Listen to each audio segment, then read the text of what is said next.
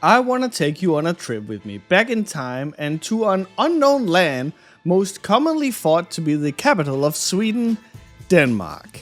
In Denmark, circa the year 2000, you had a grand total of 3 options of watching anime. You could A. watch Pokemon early Sunday mornings, B. you could watch the same 40 Dragon Ball Z episodes that would cover the beginning of the Namek saga but never get to the Super Saiyan part, or C. you could try and brute force life and try and watch German dubbed Sailor Moon on a static CRT TV and try and infer what the fuck is going on from the pretty pictures. I realized there was option D too, which was having my dad give me a VHS of the anime Silver Fang. I watched this shit when I was 6 and I legit don't think I was supposed to. And then there was silence. Anime and manga was bigger in places like Copenhagen, but for me who lived, all the way over here, anime was essentially just that weird thing you'd see and go, oh, those crazy Japanese. I legit think I had easier access to hentai than I did anime, and I'm not even kidding. But then came stuff like Kazaa or Bearshare, where you would willingly infect your computer with super cancer if it meant you could get the newest song from Linkin Park in the end too. Or better yet, anime. And I would try all sorts of anime. I remember vividly trying to follow Tsubasa Reservoir Chronicle, watching Those Who Hunt Elves, and even watched the series version of Blood.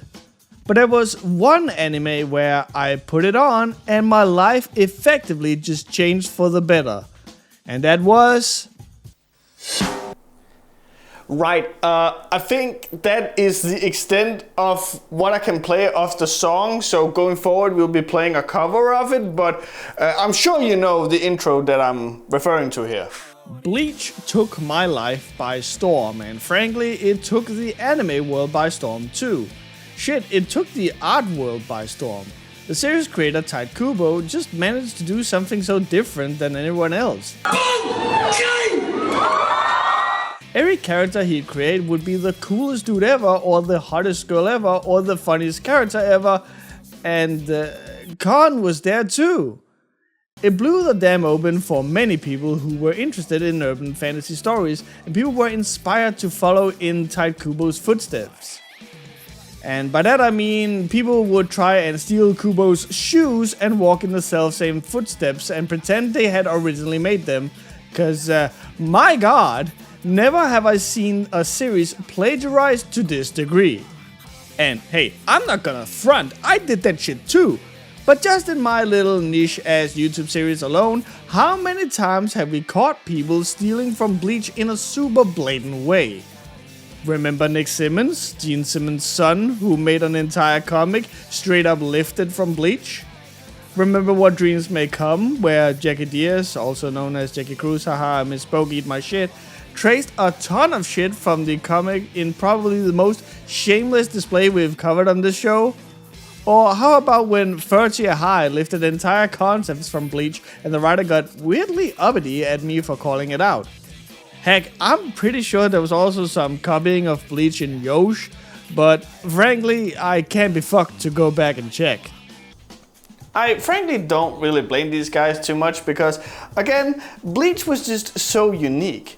But there was always this one comic I saw that seemed to be another one of those that just liked Bleach a little too much. Now, way back when I was doing, I think, Miles Linda's videos, a comic kept popping up in my suggestions, and that comic was called Ryugou, and was made by the webcomic creator Hyakane. Hyakane has a rather limited online footprint, so here's what I dug up about this elusive creator. They have a nasty Ed in Diamond rank on Street Fighter 6, is honestly using Akuma's 10 kanji really smart by flipping it on its side so it becomes an H and a K, which I imagine is a shortening of Hyakane. They like big tits and fat asses, and last but not least, they really like fat tits and big asses. Fellow. Like, Like, not to be one of those, oh my god, where's his spine fucks, but fucking look at this. Dude's got more cake than a Duncan Hines. Dude has more cheek than a brat at Sunday school. And notice that I'm saying he, because Hyakane is just inclusive like that, I suppose. If you go and check out Ryugou today, you will see right out of the gate what you're in for. You got the two main characters front and center naked, and these three other characters who I think are supposed to look cool. It's saying right on the tin what you're getting into. Cheesecake, fantasy, and dogshit fonts. But this is not what I saw when I first stumbled across the comic. No, what I came across was this. Is my long introduction about Bleach suddenly making sense now? So why did I see this, but if you go to the Ryugou website, you won't be able to find this image anywhere? Well, it's actually not that deep. At some point, Hyakane decided they weren't happy with their comic and wished to reboot it, so we are now left with a different product. You can still find the old comic with a little know-how, but today we will be reviewing the rebooted version as, well, what purpose would it serve to review a comic the creator didn't even want around? So follow me as we figure out what Ryugou is.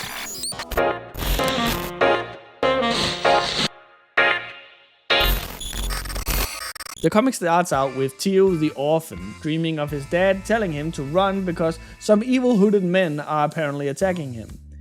He seems to do a pretty shit job at this, as we can see him reaching out for his dad like he's pursuing him, but I digress. Tio wakes up to his stepsister here, Kitty, having made Tio some breakfast. But oh no, she mistook a purple herb for a mushroom and Tio is throwing up. I'm worried this is the humor we have to work with here. Also, just real quick before I continue, I keep being distracted because Kitty's just constantly over here on the side with her tits and cooch out. Not even Linda's website was this blatant. Also, why Kitty? Or rather, why only Kitty? Bro, you got all this real estate over here.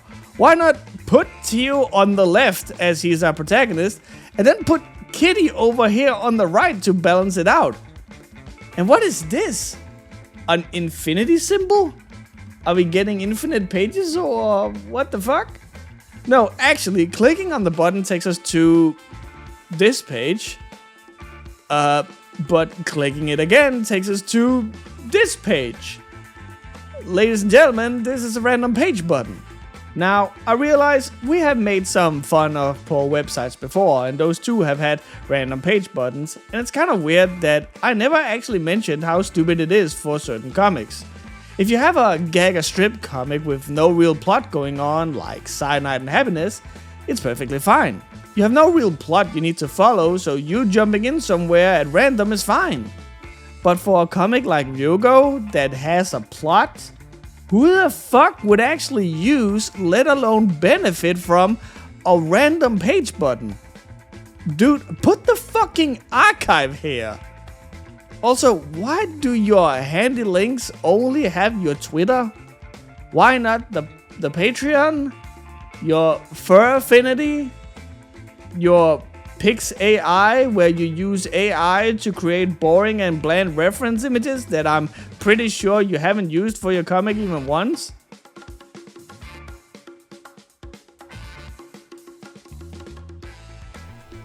Don't get me wrong, making websites is worlds apart from making a comic. It's just like completely different tools that you have to use, and chances are that Hyakane has someone making the website for them. That seems to be the norm. But there's just so many weird decisions here, it is so confusing. Back to the comic. We get some backstory of how Tio and Kitty's dad carved out a living space from a tree and taught them all they needed to survive, and we end the page off with Kitty being naked. You will find as we go through the comic that the comic isn't a comedic comic by any means, but it somehow still insists on ending on jokes. You'll go through action or exposition and drama or whatever, and then oh shit, here comes the end of the comic, so Tio trips and says a funny noise. Don't get me wrong, it's not as bad as many other comics I read, but it sure still is a thing.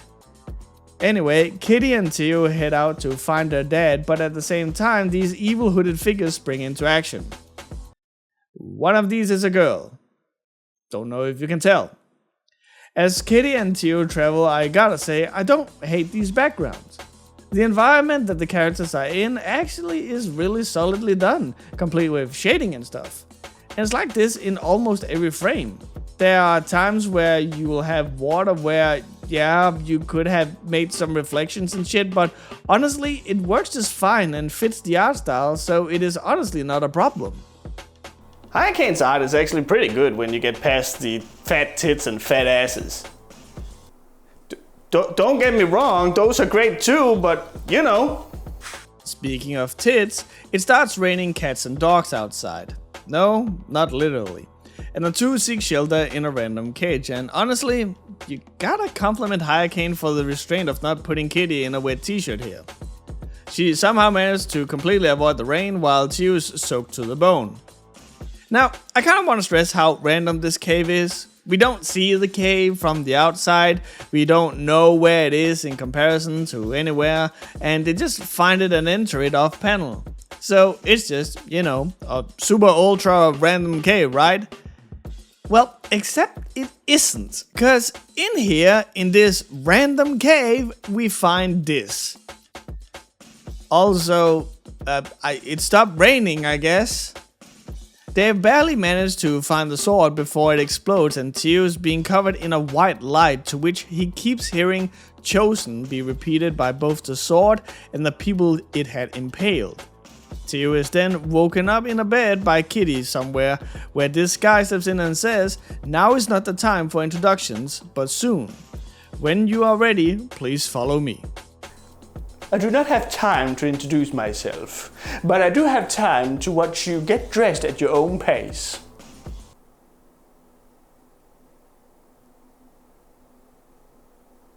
So the dude takes Theo and Kitty to see Master Rock. See, he's the master of Earth, so his name sounds like Rock. Get it? Anyway, Kitty goes to check on him and finds that he is not sleeping but meditating. Now, two things. One is that I actually kind of like that we see Theo laugh at this. Given, no, it's not that funny, but it's nice to see a protagonist who will actually laugh like this. Now, again, it really wasn't that funny, I can't stress that enough, and it does seem like an awkward place to laugh in general, but hey, I like it. Now, the other thing is that we see Rock here open his eye to kind of show he's not asleep, right? It's that kind of thing where you go, I'm kind of in the middle of something here without saying it outright, and he would then go back to meditating, right? Well, look forward to this face, because for some strange reason, it's now his default face. For some reason, Rock just refuses to open his other eye. Okay, he might actually have something with his eye, and chances are, me making this review is probably gonna prompt some weird explanation for it. We saw that with Les Lindes and Prism. But come the fuck on, right? We get some explanation on how Kitty and Theo got to the temple, with Kitty finally explaining that after Theo passed out after the explosion, she was ambushed by these three here. Is that fucking Leoian? Careful, Kitty, he might just copyright strike you down. I've heard his special skill is copying other people's moves. Anyway, it turns out it's not Leoian, but some dude called Hibara, and there's also Sam here. Anyway, they all go to check out the sword, to which Theo comments, "So that thing really is a sword then? It's more like a big slab of metal than a weapon." I am slightly upset. I cannot deny that. Anyway, just as he is about to ask about the sword, he gets interrupted by this character, to which Theo replies, "Hey Shoji," or whatever, "what's your problem?" Quick note, just figured I'd throw it out there, but Theo never actually got introduced to this person. He has no way of knowing their name, which wouldn't be a problem if the comic didn't insist on using the fact that Theo keeps getting their name wrong as a joke. Anyway, as the two argue, the sword starts reacting, and red scripture appears on it which Kitty somehow recognizes. Also, what happened here? Why is her clothes so disheveled? Seriously, before it was just a normal t-shirt and now it's somehow not touching her left arm at all and seemingly in tatters? The fuck? Did we, like, miss some pages or something where Shoji attacked them and that's why Kitty's clothes are disheveled and why they just assume we know Shoji's name?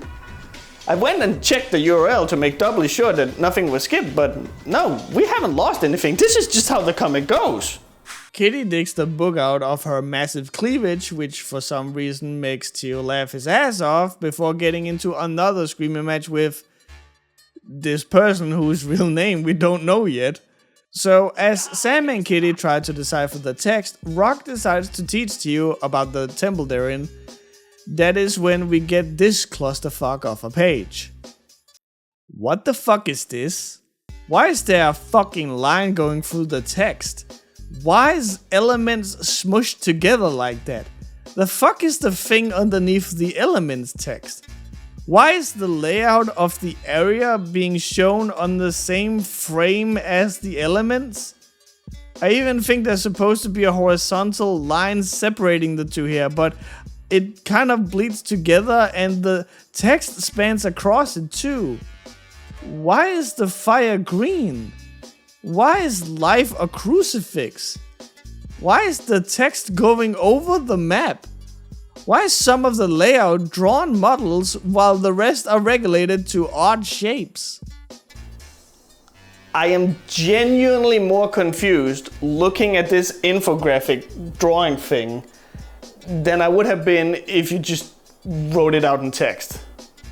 So Rock explains that the temple is a place where people come and learn how to master the different affinities of the world: earth, fire, sky, and frost. After explaining the history of the temple, Rock then goes on to explain what mastering the different elements can do, such as increasing one's strength, make them impervious to damage, give them the power of flight, and super speed. It is, however, after explaining this that Tio seems to get bored about this history lesson. Fucking, this frame should have been up here somewhere. You explained the history, then got into the cool superpowers, and this is where Tio taps out? What the fuck? Anyway, Kitty interrupts the little history lesson that's not a history lesson by saying that the text apparently called Tio out by name. While going on with this new revelation, Tio mentions, "Hang on, I remember now. When I passed out back in the cave, I had a weird dream with that sword in it. It was talking. It must have said, 'It is risen,' about a dozen times." No it fucking didn't. What the fuck? No. It did repeat something, but it wasn't 'It is risen,' it was 'chosen.' It even is 'chosen' again later when Tio grabs the sword again. In fact, this screenshot here behind Tio never happened. Like, am I being fucking gaslit here or something? This is the second time where it just feels like something has been cut out of the comic. Do I need to petition for the fucking Snyder cut of this comic, or what the fuck is going on? Before I can get confused any further, they get attacked by these hooded figures who want Ryugou, the sword. As they charge at Tio, they are stopped by Shoga, and yes, this is in fact the first time we hear their name for real. It is revealed that the hooded figures are zombies as Shoga punches their hand through the hooded attacker, to which Tio exclaims, "Damn!" And Kitty responds, "Tio, what's your language?" He said, "Damn lady." I'm kind of an expert in this field, and I assure you, he could have said so much worse things. Also, are you, with your gigantic tits just pretty much hanging out and loose, gonna try and be the beacon of modesty all of a sudden? Anyway, fighting breaks out, and the Ryugou seems to have become sentient and is being wielded by Tio, who is able to carry the thing despite it taking two people to just get it in there. Meanwhile, elsewhere, what I can only assume is the leader of the bunch undresses to reveal a legit cool and simple design. Like, why the fuck is he not up here? Like, get this generic looking fuck out of here and put this dude in instead. Anyway, the group gets attacked by the zombies, and now it's time for Leorian to step into the fray. So he does a terribly traced copy of a successful webcomic. He does an ice attack called Gokan no Kushisashi. Sam joins in and does a Jinpu, and Shoga does a Kaso. And it's so fucking weird, right? But Sam and Shoga both gets a translation for the move names, but Leorian doesn't? And that's despite he's the one who wants to fuck his sis. He's the one with the most complicated name. Also, and this is probably just me, but I love how the Jinpu and Kaso both are obvious words made in a different layer, or maybe even a program, as they both have parts of them cut off by some invisible border. Also, don't know if you've noticed, but we are now full on going Japanese mode, both with these move names, but also this dude calling the zombies his Shisa no Kara. Why? Like, this isn't Japan, clearly. And neither are you. You're from Atlanta, Georgia. In other words, you are not Japanese. Fuck me, it's been a while, huh? Also, just call them dead shells, bro. That sounds infinitely cooler. Anyway, the bad guy warns Tio that he will resurrect their god of chaos and claims that Rock and the temple are the evil ones for trying to stop them.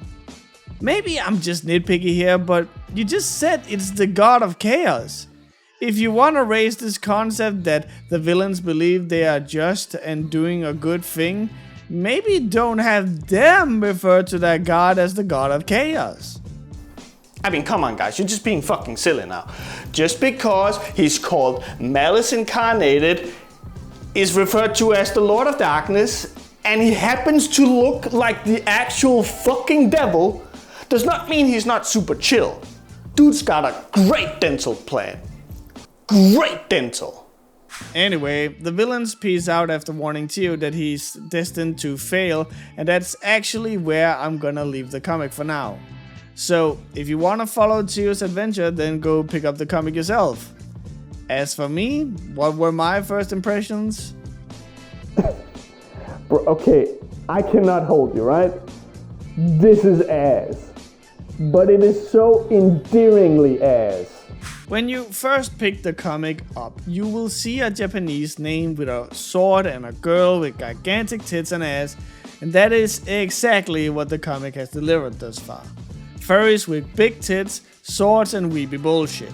I actually think the first impressions, while poor, is not gonna dissuade too many people from sticking with the comic. While the finer details get lost in the sauce, the overall product is perfectly fine. The pace moves fast, there's a constant deluge of attempts at humor, sex and violence, sprinkled with a hint of mystery. It's just all done so poorly. But we also know that there are some people who do not care whether or not something is done poorly or not. They just care whether it's there or not.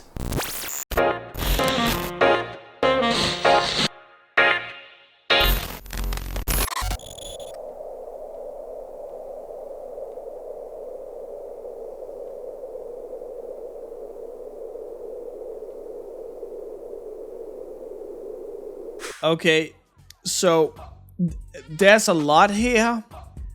In case it was not blatantly obvious in the rundown just now, the writing of this comic is...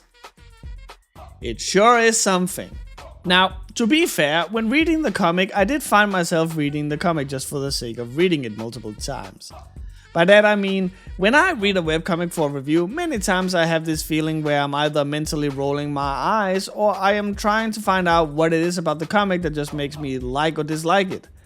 But for Ryugou, there were multiple times where I found myself just reading it. No thoughts, no analysis, just...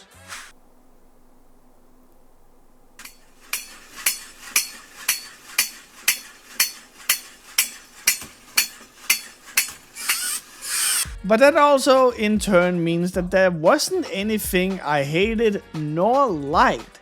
It was just perfectly in the middle of the road for the most part.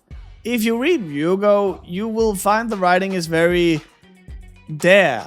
But if you go more into the nitty-gritty, problems start to arise. It is very evident that Hyakane is inspired primarily by anime, as it rather blatantly comes through with both the art and especially with the writing. So much so that Hyakane will, for whatever reason, just shoehorn Japanese names in there for no other reason than them being Japanese. And, you know, if you come from reading manga and watching animes, there's nothing inherently new with the names of techniques and such being in Japanese, while the rest is in English. Heck, if you practice a Japanese martial art in the real world, almost all those moves will be named in Japanese as well. So that's something you can easily forgive and forget. But then there's the rest. It just becomes so unnerving to read something and then you suddenly have to come to a screeching halt because someone is saying shit like, and then one of the Shisha no Kara fell from the ceiling. Shingeki no Kyojin. What are we? What the fuck did you just say? Shingeki no Kyojin. It's Attack on Titan for all you Americans out there. Some text bubbles also just become a weird experience to read, because they all have multiple asterisks within them, either to show you that the translation is for something or to refer back to events happening prior in the comic. Which is just so fucking stupid. Like, you'll have someone go, so back when that writing appeared on the monolith and the sword, and there'll fucking be an asterisk to lead back to that event. Motherfucker, I know, I was there. Why the fuck are you referring back to an event that I must surely have read to be at this point? It's not even that super long has passed to the point where I could have forgotten it. Also, I don't know if you've noticed, but this is a comic, a visual medium. Why the fuck are you putting in awkward asterisks when you can have the voice bubbles layered on top of a picture from when the event happened? If you were so worried that people would have forgotten it. Shit, you do that later, but add the asterisk anyway. It's not even referring to super important things half the time. You every now and again get the impression that Hyakane was just really proud that they knew what to use asterisks for and stuff like this. So they just fucking threw in as many as they possibly could. In fact, reading Ryugou is not exactly what I refer to as a painless experience. There are so many instances where entire panels will be filled to the brim with text bubbles. Uninterrupted text bubbles. You know, the ones that are just one massive bubble and not potted up with a line between them to make it more digestible. And rarely to ever will the text bubble be accompanied by imagery to support what is being said. Like this example here, where Sam's just talking about the control of elements and such, and all we're treated to is a picture of Sam. Why not show other students using the mentioned elements? There's also this moment here where, of everything Hyakane could choose to show off, they focused on showing a door frame. And not even that, but just the fucking corner of a door frame. And no, before you ask, there's not actually someone listening in on them or something. There's like legit no reason for it to be like this. It's just there. For reasons.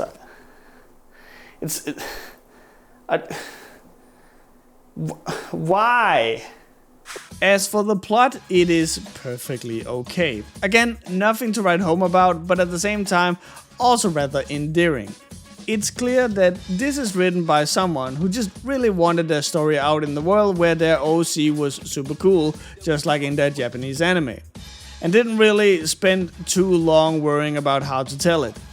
This, unfortunately, leads to a plethora of plot holes and inconsistencies, and it can be small things like how Kitty will claim they only traveled for 4 days until they found the cave with the sword, whereas it was originally stated to be multiple weeks. But then it can also be more important things, such as how we still do not know what it was that the sword was saying to Tio, as we see it being chosen and Tio insisting it has risen. My guy, someone help Hurricane. They can't keep track of their own story. And there's not even that much of it. There's also stuff that needs to be said about the comic's tone. For the most part, the comic's plot actually flows rather nicely and is genuinely interesting to follow some of the time. Stakes are set up pretty early, characters' motivation is established, and sure, some shit just kind of gets jammed in there, like Shota being super pissed that someone we've never seen him interact with suddenly dies. Someone he claims was his best friend, mind you. But ultimately, there's a solid foundation here. And then Hurricane will do everything in their power to try and break it. For whatever reason, Hurricane will, as mentioned before, keep insisting on throwing humor into the comic. Now, I'm well aware this comes from a guy who once believed stringing as many cuss words together as they possibly could was super hilarious. But the humor in this comic is about as funny as a funeral. For the most part, you actually end up with some secondhand embarrassment, because you really feel Hurricane thought that what they were doing was funny as fuck. But it just isn't. Also, and this is something that gets better the further you go, in the beginning, Hurricane also doesn't know when to put the humor in there. You will have the characters' first real run-in with a legit threat, and they'll just be cracking jokes, effectively lighting the mood, making us not as worried as we probably should be. There's also this super fucking annoying thing where Tio will constantly interject with some random bullshit completely detached from the conversation taking place. This means that the flow of the conversation or the scene is just halted because Tio had to do a funny. Wow, cool, flying rocks. Like, this is the humor we have to work with. Oh, brother, this guy stinks! Frankly, the concept of flow is just something this comic struggles with in general. There's just so many odd choices that feel like they are there strictly to fuck up the flow of the comic. Kitty gets attacked, but we have to focus on something completely different for a bit before we can return to it. The four masses gathered, but their meeting is halted by this dude here asking how Shoka is doing, which then gets explained off panel and we return to the meeting? Bro, why are we stopping the meeting just to continue the meeting? I assumed if you were gonna halt the meeting it was going to be for something vital, but you just fucking skipped it. Also, the world of Ryugou is honestly super interesting and easy to follow, and Hurricane does a great job in establishing it through the early chapters of the comic. But they also seem super eager to give you this world, and so instead of drip feeding you information or letting you discover stuff on your own, they kind of just jam it in your face the first chance they get. Also, did you use those super generic AI art references of Lucy from Fairy Tail for this dude? I'm asking because the fingers... Now, I'm no mathematician, man, but there's not 5 here, that's for certain. As for the characters, okay, it's weird, right? Because I honestly feel you might actually, hand to God, have some great characters here. And if anything, I think the characters are indicative of Ryugou as a whole. They are very typical shonen anime in the best and worst ways. What is there is perfectly fine, it's just how it's presented that is the issue. And yeah, that's the issue with the writing as a whole. Everything is so inoffensive that you can actually recommend the comic to people genuinely. But it's just tripping over its balls with how it conveys the information. Like Tio, he's your typical goody two-shoes protagonist but with a rebellious streak to him, and that works perfectly fine. But then whenever Hurricane tries to do something else with him, it starts becoming a little wonky. Or, well, I say a little, but... Like, when Hurricane tries to explore Tio's romantic feelings, it becomes rather... incestuous. Like, there's definitely some "what are you doing, step bro" vibes coming off of him and Kitty. Bro, the fuck do you mean you want Kitty to find someone better to spend her time with, and then finish it off with, like me? Or the time Hayakain tries to show us Tio's more steadfast nature, and we get Tio telling Shoga to leave them alone, but one, they were already about to leave each other to probably never see each other again, and two, this then leads to a fight where they're both swinging blades at each other, which, free, Tio's got the element of fucking death, so chances are Shoga's gonna fucking die if he gets hit. But yeah, see what I mean? We got more angles to Tio than the very basic standard, but it's like when Hayakain doesn't really have a blueprint to follow, things get messy. But it's all in the smaller details, and I imagine that unless you're actually looking for them, you won't really notice that they're there. Tio is also, shall we say, fortunate. There's a little too much going on for this kid, for it to not come across as a little Gary Stu-esque. He's a chosen one. He's the only one who can wield the Ryugou. There's this lineup of girls where only one of them has the trait of being pretty. And of course, she is the one who's head over heels for Tio. He's also able to just fight with the sword like a true professional right out of the gate. In fact, there's not a single thing or skill that Tio acquires through his own power or hard work. It's all either natural for him or given to him. And then there's his annoying small comments that just makes it seem like he is so above it all. Like, people can be telling these super important pieces of dialogue and he'll be like, "Why is there no chairs in this room?" or something.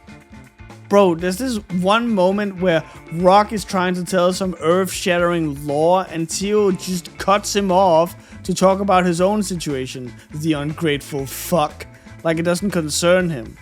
It doesn't come across as aloof or dumb, but more that those things are of little importance to him. Motherfucker can't even be interested in the plot he's a protagonist of. Now, I hate the game that I'm about to show you, but this game actually does this bit pretty well. It will remain a dream so long as I live. Who I am, I don't give a fuck who you are. When talking about Tio, we also can't not talk about Kitty, cause she essentially feels like she's attached at Tio's hip. Kitty is the big sister role from anime.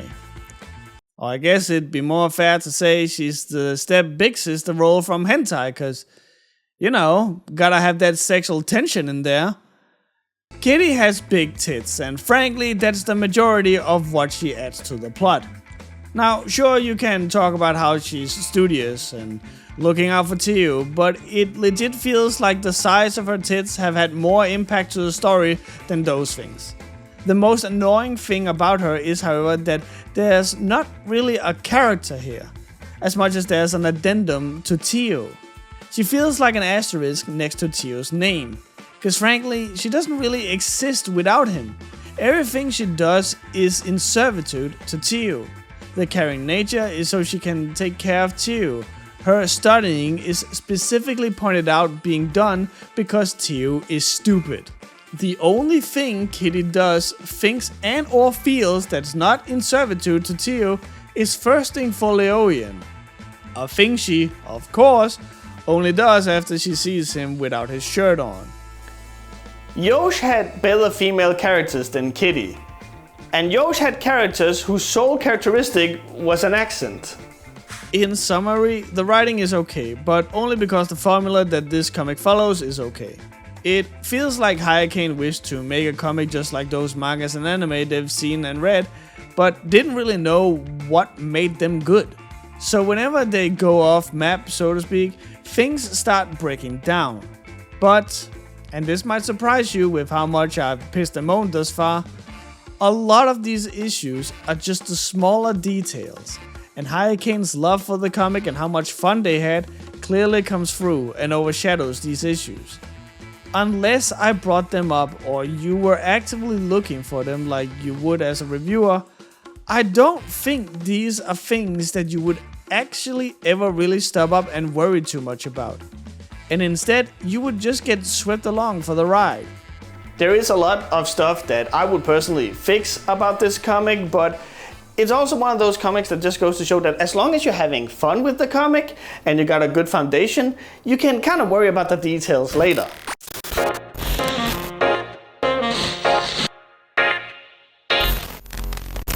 So, let's just rip the band-aid off right away, cause who the fuck are we kidding if we don't bring this up right away? If you like fat asses and fat tits, this is the comic for you. And I meant fat as in fat asses and tits. Like, you know how you can tell if someone has a foot fetish with how much focus they put on the feet in the art? Yeah, Hurricane does that with his tits and asses. Now, you might say that surely it isn't that bad, and yes it fucking is. When you got shit like Rascals or Les Lindas, furry comics where there are tits and asses so big that you can barely fit them into the frame, it's kind of whatever, cause it's a silly comic.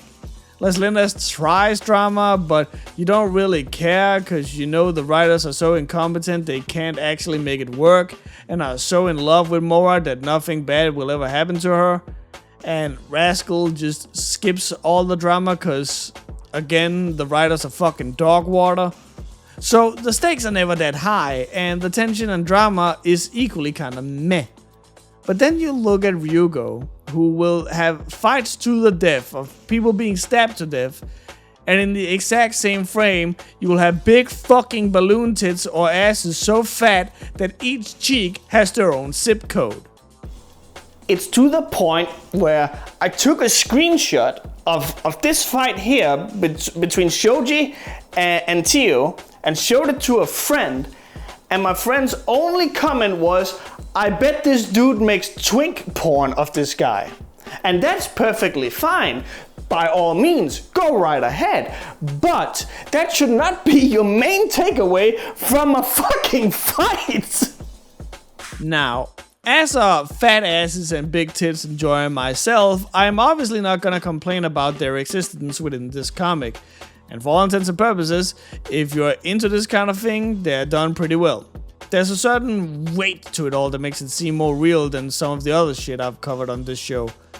But again, its implementation is kind of forced.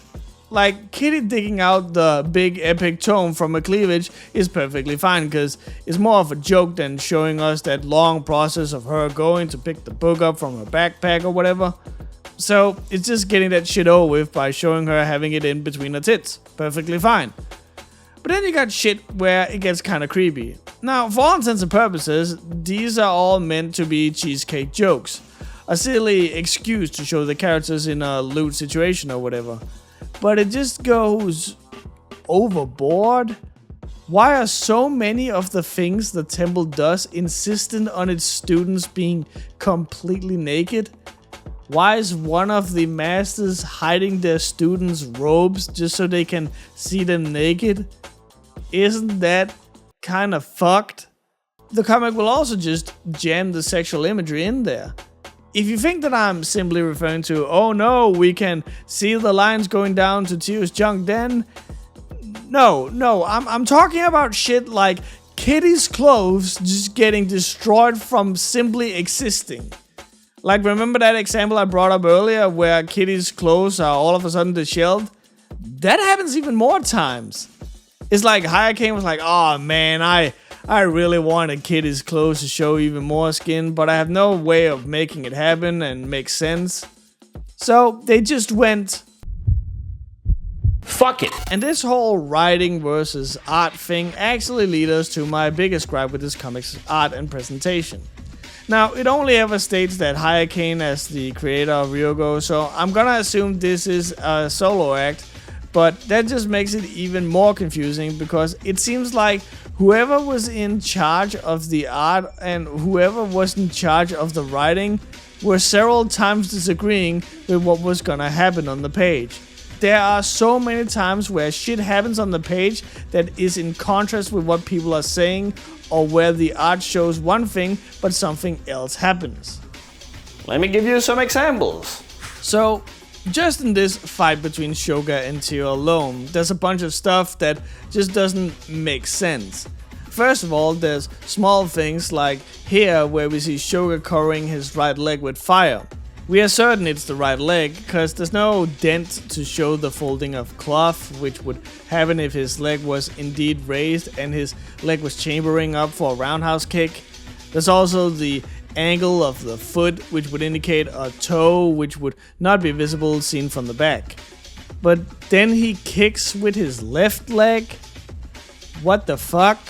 Okay, so that's a minor thing, but then there's this moment where Shoga throws a knife at Tio and then uses fire to retrieve it, making it cut Tio's shoulder and arm on the way back.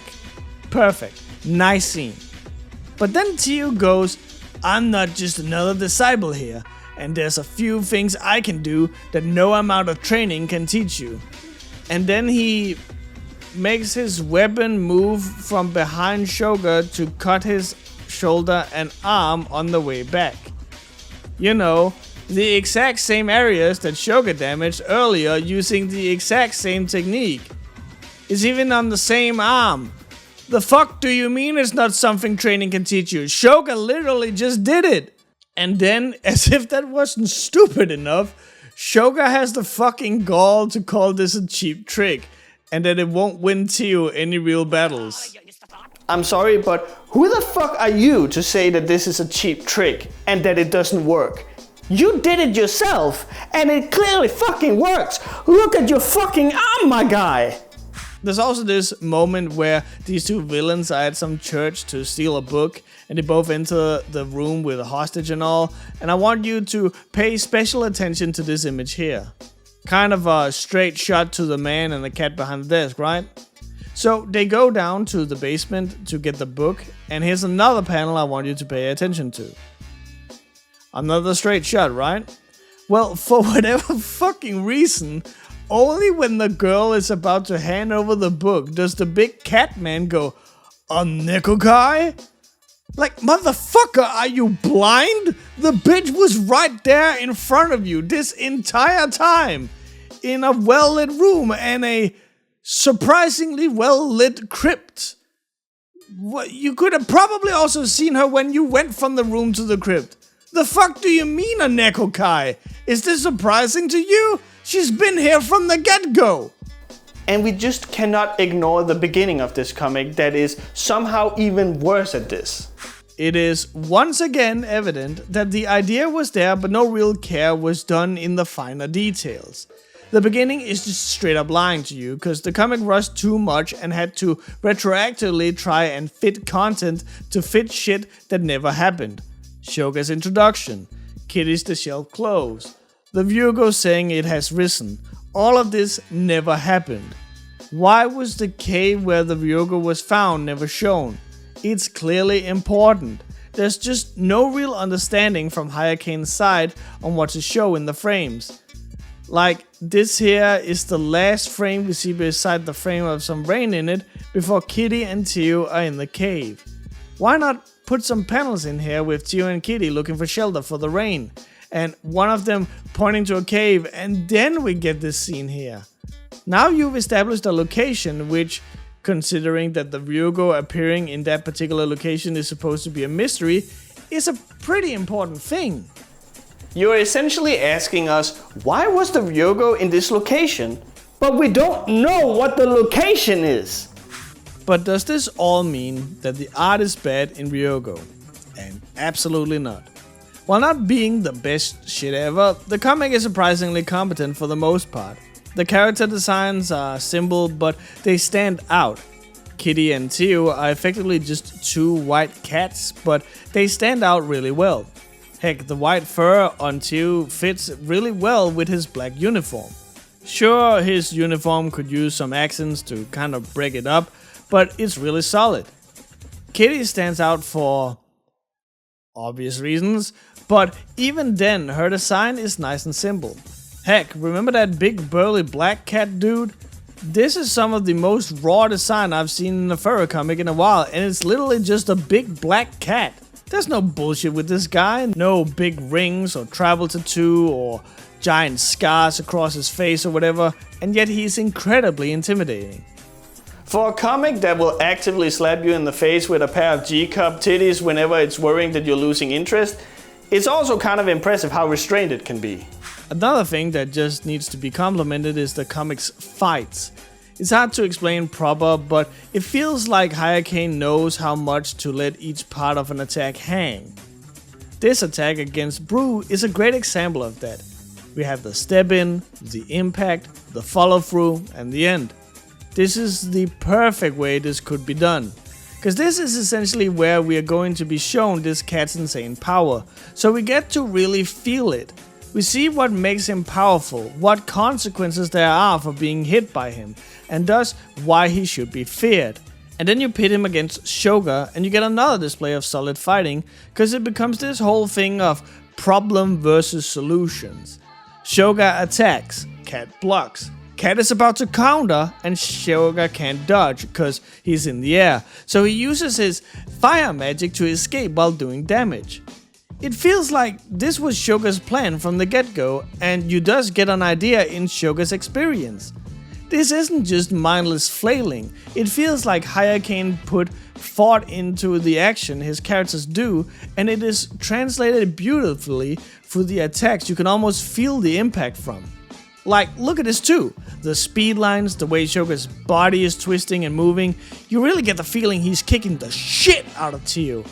Everything in the image serves to sell you how powerful this kick is. The chain hanging off Ryugou is a great way to convey this. Heck, you really get the feeling that Hyakane understands what makes certain fighting game designs great. Okay, so bear with me.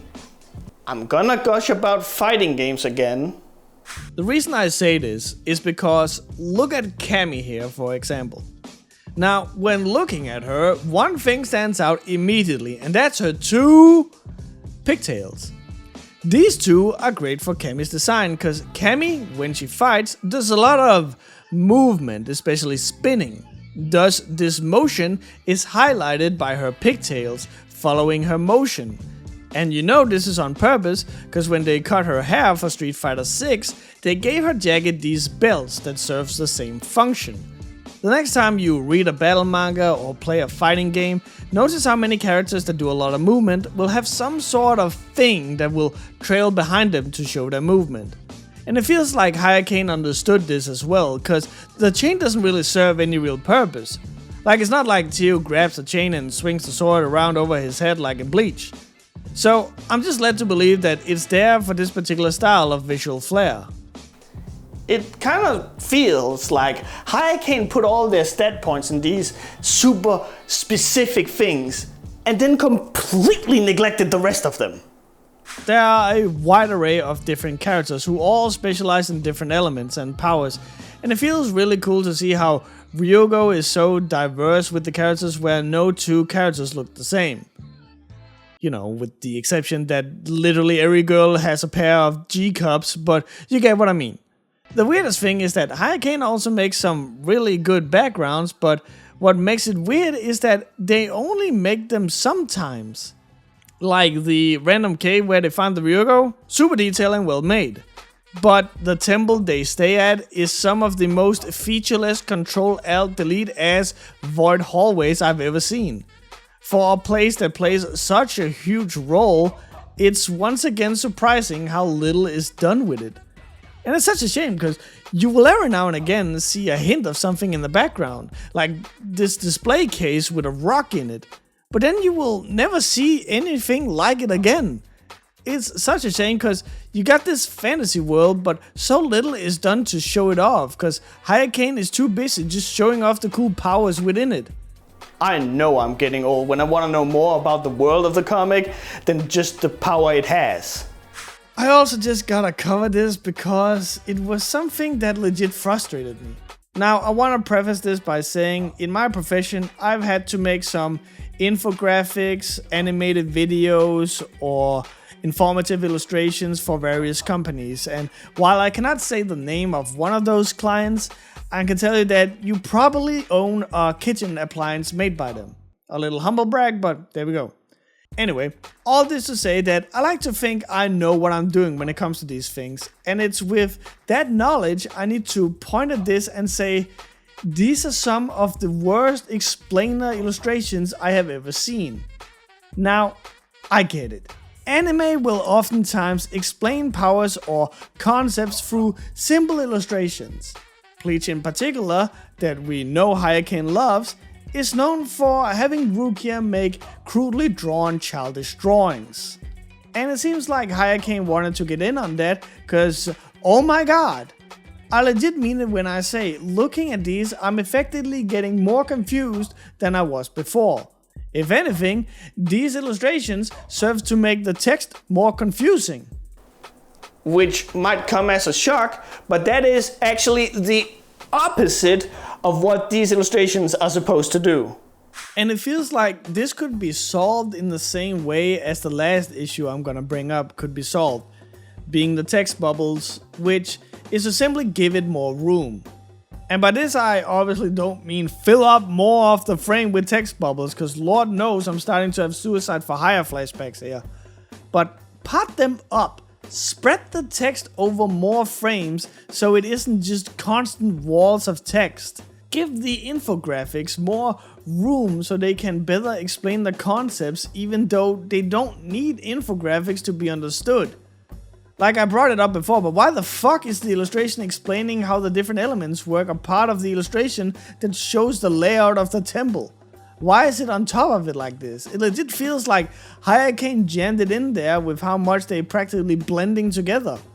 I mean, it's very clear you don't really have a set restraint on how much can be on each page, as some pages will have very little while some will have a ton, so why not just use more of all this real estate? If Kitty can fit what is essentially a phone book between her titties, then you can fit some more voice bubbles in your comic pages.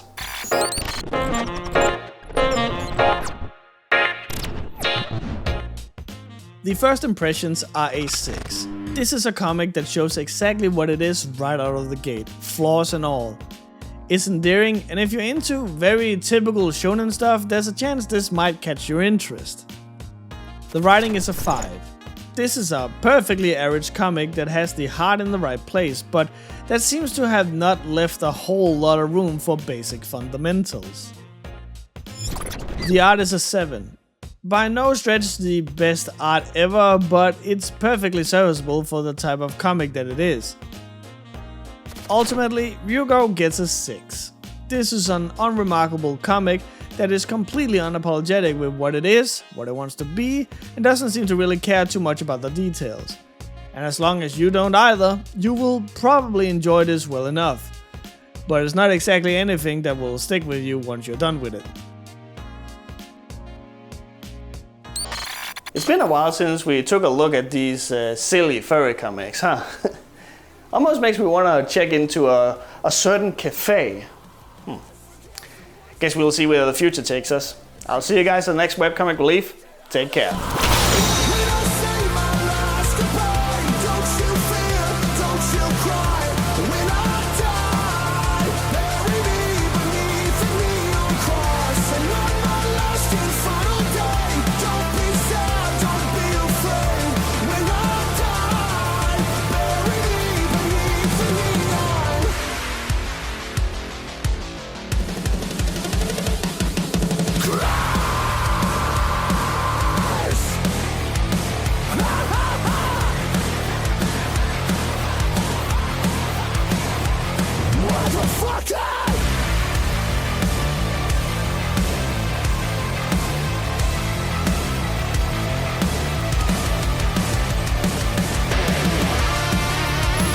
It's been a hot minute since there was a comic I could just talk about without having to dive into some kind of horrible drama or shitty thing the creators did. No, this is just, a pretty shitty comic, but, I think people will actually enjoy it.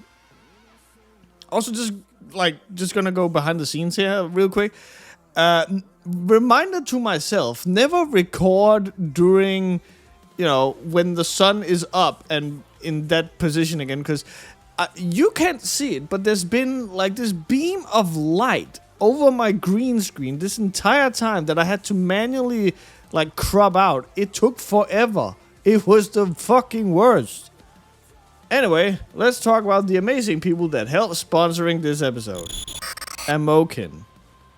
Amidst the realm of dragons and destiny, a tale of forbidden love unfolds. Watch as passion and power collide, challenging a young dragon prince to choose between the call of his heart and the duty to his crown. Will love triumph in a world bound by ancient prophecies? Check out this NSFW comic, Scales of Fate, in the link below. Asholon Prime. Asholon hasn't gotten back to me about what they want me to push, so just know that they're freaking amazing. Send them some love if you can. Nicholas Knudson. Nicholas hasn't gotten back to me about what he wants me to push, so for now just know that he's a really cool dude. Rojaru. Rojaru has finally taken the plunge into making comics, and you can now catch the 16-page prologue he made for the Sweet 16 comic contest on Newgrounds, which he plans to continue as his full comic. Please show him some love and check out the comic. Sebastian Van Boer. Sebastian wants me to push the Twitter account Curious Zelda, which has a rich plethora of cute and funny cat images. He doesn't own the account or anything, but he just likes cats, so there you go. Afly. Afly hasn't gotten back to me about what they want me to push, so you know the drill, they're just super awesome and deserves all the love. Hugo Junstrand. My boy Hugo has finally announced his original series Torch Drop. It's a fantasy story where animals steal body parts from other species. It's still being produced, but you can check out the trailer in the description and see the amazing stuff Hugo has in store for you. Marshall Starr. DR, as we call him, is the artist behind the cool sci-fi comic called Marshall Starr. If you want some good old sci-fi western presented with some banging art, then this comic is for you. Why Not Warrior? Why Not Warrior wants me to push the webcomic known as Hopebringer. The comic is about superheroes that gets into trouble and who has to save the universe from an evil empire known only as Spade. When the young girl Raylan gets targeted by this evil empire, she joins forces with her friends to take them down and save the galaxy. And of course, can't forget about Varatri, Nina Ha, Sasha Sketchy, Drake of Adrian, and Shiv. And of course, also a massive huge shout out to all the lovely people that you see right here. If you want to support the show, please go to my Patreon. Here you can donate anything you want every month and you'll get a ton of awesome rewards for it. Just go to www.patreon.com/Riser, and that's with 2 eyes. If you want to watch me on Twitch, you can do so at twitch.tv/crownlessking with 2 eyes.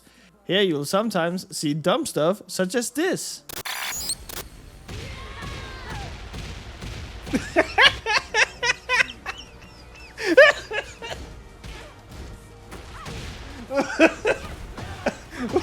What the fuck?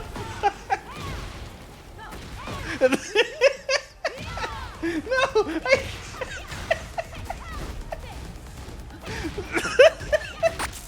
If you don't want to support the show financially, at least think about liking the video, subscribing to the channel, or sharing your favorite webcomic relief episode with your friends. I'll see you guys at the next webcomic relief. Take care.